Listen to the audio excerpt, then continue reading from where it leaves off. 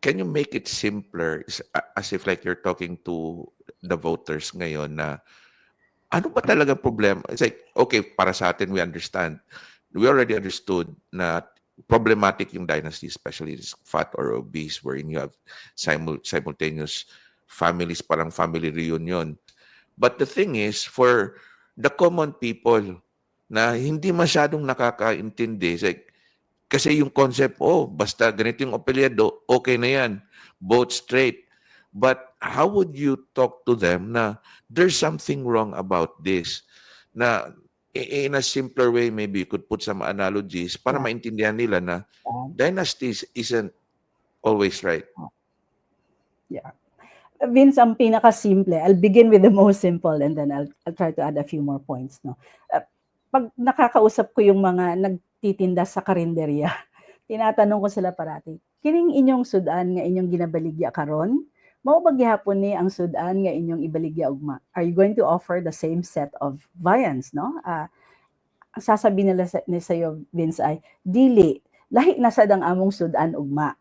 Nganuman, kay masuman man ang mga mamamalit, no? Sumol ba kung Small, yeah. pabalik-balik, sumol, pabalik-balik ang sudan. Sumo. So, sa tanaw nila, kinahanglan lahi na sad. And that's the same thing that ang sinasabi ko. Parang ulam ang ating usapin dito. Yes, siguro may mga paborito tayo, pero at some point, kung paulit-ulit na lang, hindi lang sumo or sumol, no? It's also bad for your health, no? Kung halimbawa, puro na lang humba imong sudan kada adlaw, that's not going to be good for you, no? So kaya na aking pinakasimpleng pagpapaliwanag. But sa mas malalim na pananaw, Vince, una, sinasabi ng konstitusyon, dapat pinagbabawal ang dinastiya. Kaya lang binilin na ang Kongreso ay kailangan gumawa ng batas para i-define kung ano ang dinastiya at paano ito dapat ipagbawal. You know, itong ating Philippine Congress, merong utang sa atin, 38 years na nilang utang sa mga Pilipino ang isang matino na anti-dynasty law. Kay 38 years na sila nila nang sidestep nila, no, gina-ignore nila because kabalo man ta nga kadaghanan sa mga naasad sa Congress ay mga members ng dynasties, no? Mas pronounce yan ngayon. Now, ang umabot na sa punto, Vince, di ba, na yung isang grupo, yung I think, yung isang bayan ay nananawagan sila. I think they're appealing to the Supreme Court, no, na i-compel yung ating Kongreso na magpasa ng batas on dynasty. So it has reached that point kasi nga hindi inuupuan lang ng Congress ang mahalagang batas na to. So bawal ang second reason ko bukod dun sa sumol ang pabalik-balik na Sudan tungod kay ang konstitusyon ni Ingon nga bawal ang dinastiya, no. Ang ikatulong nga hinungdan, Vince, nganong lisod ang dynasty kay naamantay katungod, no? I remember talking to a mother sa one of the parang informal settler communities nato sa District 1. So one of the things she said that she appreciates about Davao is that we are free, no? Malaya daw tayo, freedom, gawas nun ta ana. Yeah, ang akong gina-point out is that importante na sa ato therefore, no? But if you think about it, the dynasties get to select who runs. They also influence very heavily who people will vote for.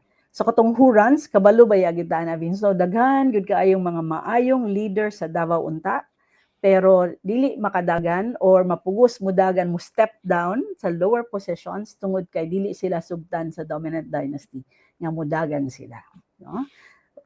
And then of course, yes, Vince. Yeah. Isingit lang na ako, no? Just for clarification na unsa dynasties determine who will run or is it rather the political party determines who will run? Unsa ba gyud? Or makaingon kag unsa man political party is ruled by the dynasty pod.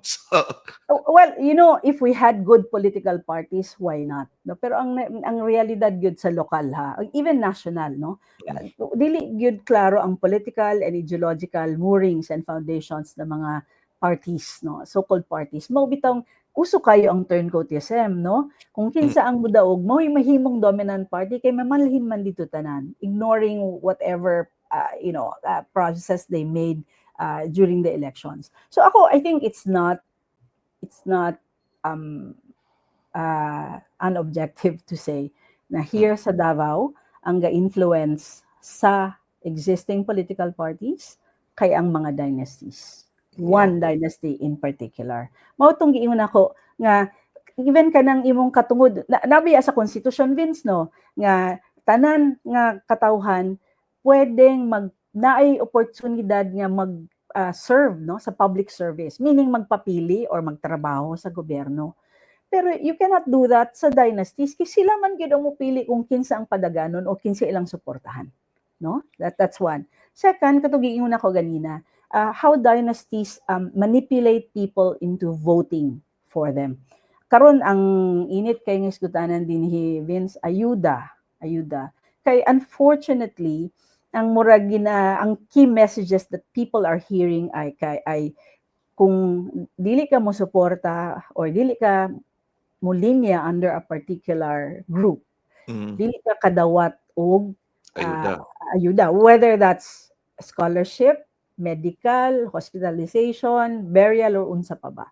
Unya napay mga gagawas nga kung dili ka balik ang usa ka dynasty in power, mawala na ang services. Of course, that's very troubling for many of our people. Ganuman, kay even katong mga naay trabaho, Vince, we are one ailment, one disaster away, one accident away from having our lives disrupted. So nagatan-aw gid ang mga tao sa kining assistance sa gobyerno to make sure that they get by, no? And then to be told nga mawala ni kung dili ni makabalik sa position sa gahom.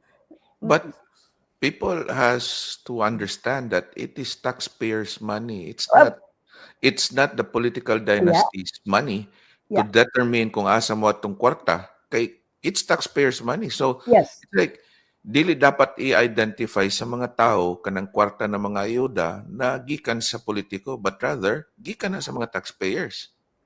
Gani. Actually, and that's the point, Vince.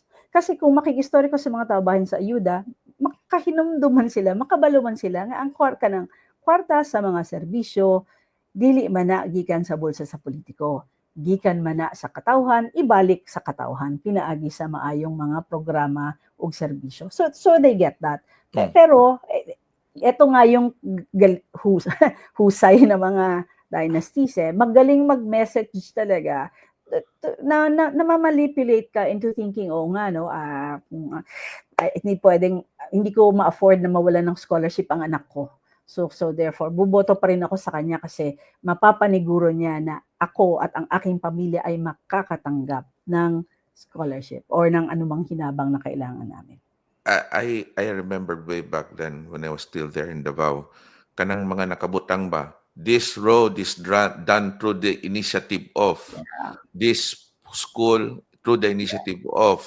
So it's like doing a subliminal message na, we are in debt sa mga politicians who made it possible that these things happen because of them.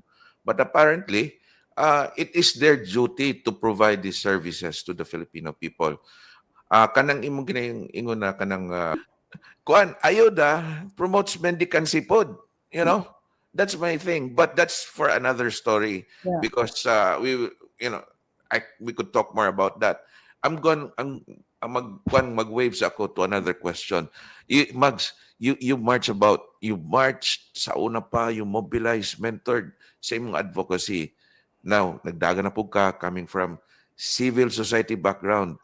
And kanang imong journey to go to politics isn't not a typical journey like others, should I say, trapo, no?